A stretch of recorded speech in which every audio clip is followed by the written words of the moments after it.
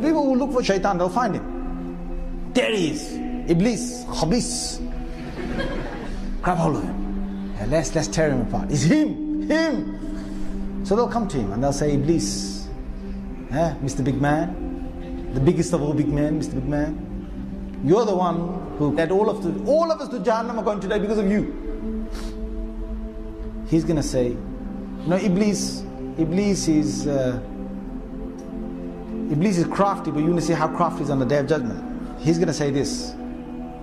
Inna Allah wa'adakum wa'ada al-haqq wa wa'adtukum fa'akhlaftukum. Allah gave you a promise and I gave you a promise. Allah gave you the promise of the Quran and I gave you a promise of whispering into your minds and your hearts. Allah told you, you will get Jannah for this. I told you, don't worry about it, just do it, It's nice, man, it's nice, enjoyable, man, enjoy it, boy. I said that to you. وَعَدْتُكُمْ فَأَخْلَفْتُكُمْ. I gave you a whisper in your hearts and I promised you, don't worry about it. You didn't listen to Allah, but you listened to me.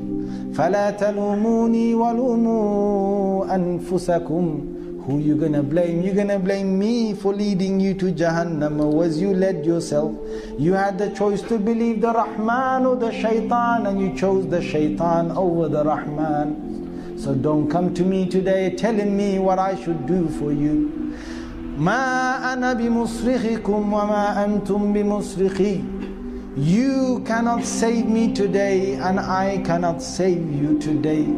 I cannot come to your rescue today. You can't come to my rescue today. We're both here. We're both here in Jahannam. Basically, what his motto is, now we're even, Stephen. Because Shaitan wants that.